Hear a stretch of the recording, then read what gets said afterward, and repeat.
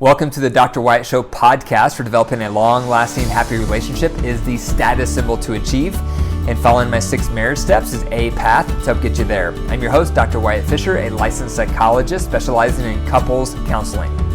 If you want more love and less conflicts, I have an app for that called Keep the Glow. Download it wherever you get your apps and start with 2 weeks free. If you're looking for more skills, more tools on how to do marriage right or how to do your relationship right, consider joining my membership, Matrimony. When you join Matrimony, you'll gain instant access to my top resources on how to have better communication, how to have better intimacy, how to share power, how to resolve conflicts. And I join Matrimony once a week live for Q&A, so you can pick my brain on any questions you have.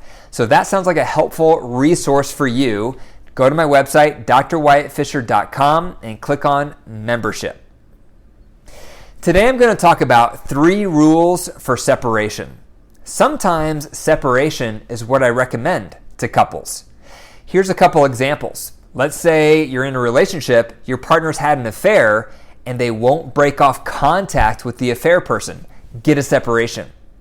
Let's say you're in a relationship and your partner is neglecting your needs, and you've brought up those needs multiple times and they're indifferent. You go see a marriage counselor or a couples counselor or a coach, and you work with that coach with your partner for 3 to 6 months and they still refuse to change. Get a separation. None of us should be in a relationship long term and be mistreated. And if you stay in a relationship when you're being mistreated, it sends the signal to your partner that it's okay to mistreat me. You're enabling them. So it's a healthy, recommended strategy to get a separation when you're married to someone or in a relationship with someone who is asleep, who won't pay attention, who won't meet your needs, or who is being unfaithful and will not stop. There is a time and a place for separation. And a lot of people think that a separation is equivalent to getting a divorce. And I disagree. A separation can be a wake-up call. A separation can be a course correction. A separation tells your partner, this is not okay, and I'm not going to tolerate this behavior. That's what a separation communicates. And hopefully, it serves as a wake-up call for your partner that they need to change, or else this relationship will end. So when you're working with me in my practice, if you're talking with me, I'll never tell you, get a divorce. But I might say, get a separation. But when I say get a separation, again, the intent is to hopefully create a course correction so that your partner has a wake-up call, because sometimes partners do fall asleep. Sometimes partners do become complacent. Sometimes partners need an experience like a separation so they can see that you mean business and so that they can experience life without you. Because that might be what they need to recognize they need to make some serious changes, or else they will lose you. So let's go ahead and talk through 3 rules for separation. This topic isn't covered very often. So a lot of times when I'm working with a couple or a partner on how to navigate a separation, they're not quite sure what the rules should be. So let me go through 3 rules for you to consider. The first rule is no dating is allowed. This is a common mistake people make. They get a separation and then they start dating other people. That's the worst thing you can do. When you start dating other people, you're going to start having feelings for other people. You're going to start making connections with other people. And when that happens, the likelihood of you staying committed to your partner and motivated to work on your relationship is going to go way down, because now your heart's divided.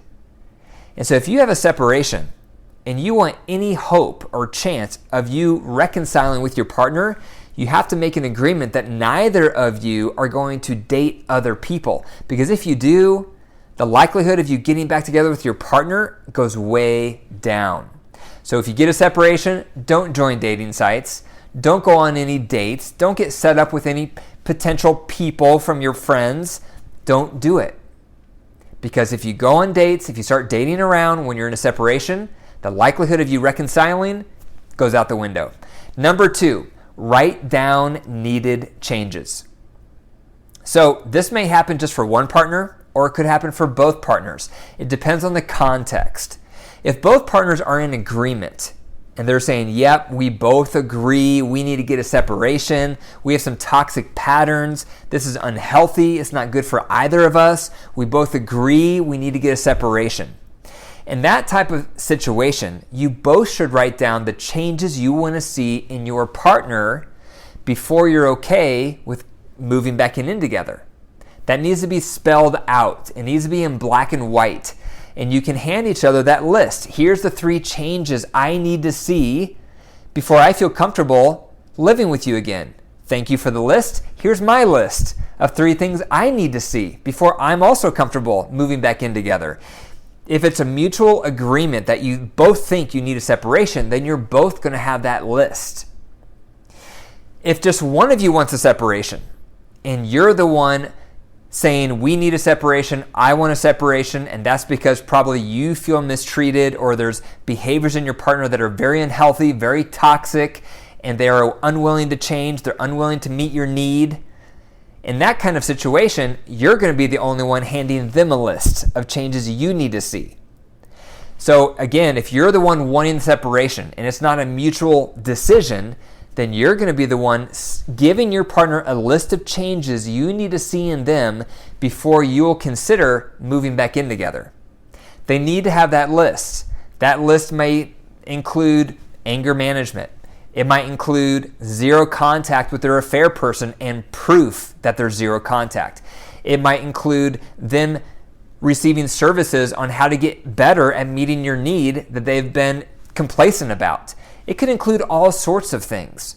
But the main thing is that you hand them a list of changes you need to see before you feel safe and comfortable moving back in together, because that gives them a focus. That gives them goals. That gives them a clear direction of the changes they need to make if they want to save you, if they want to win back your heart, if they have any chance of this marriage or this relationship working out. And then it's up to them what they do with that.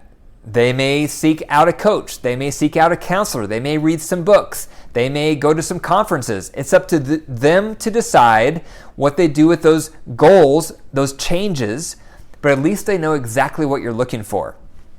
And by the way, if you're the one that wants the separation, don't ask your partner to move out. And the reason for that is because you can't control your partner.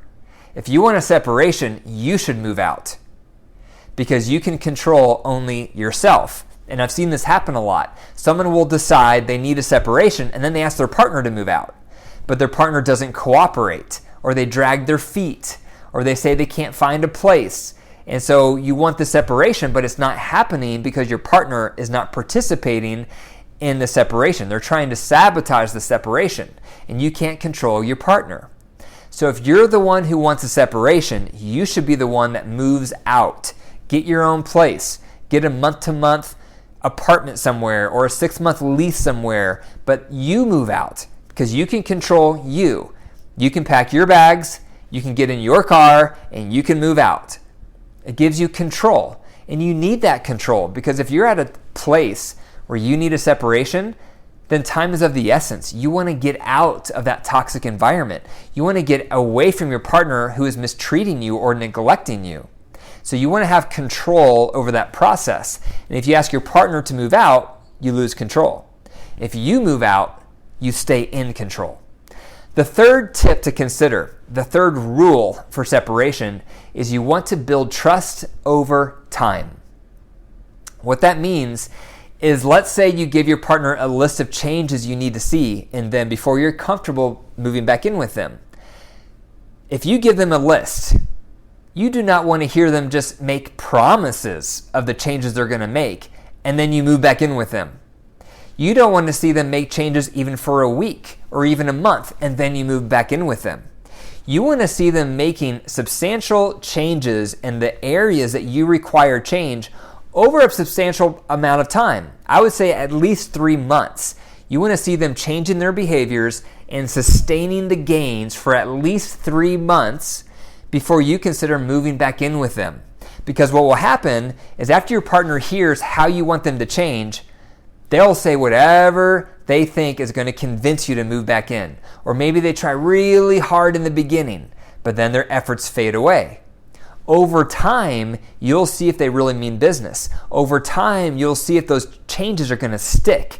Over time, you'll see if they really care to make those changes. So if you're handing them a list of changes you need to see and you move out, do not move back in until you see those changes happening for at least 3 months. Because again, that will show you that they care, that will show you that they're going to really stick with those changes and that their heart is really in this and they want to win you back. So again, that's a big mistake I see people making as they move out and then they move right back in. And then their partner was just putting on a show and then their partner drops the show and they go right back to the old behaviors. So don't let that happen to you. So those are 3 rules to consider with separation. Number 1, no dating. Number 2, write down the changes you want to see. And number 3, build trust over time. Thank you for listening to the Dr. Wyatt Show podcast. If you enjoyed the episode, click the 5 stars and leave a review. And remember to share this podcast with your family and friends. Anyone that's married, anyone that's in a long-term relationship, tell them about the Dr. Wyatt Show podcast so that they can receive hope and help like you have. For more resources, go to my website, drwyattfisher.com. And remember, your marriage is alive. So if you care for it and nurture it, it will grow. But if you deprive it and neglect it, it will wilt and die. The choice is up to you. Take care.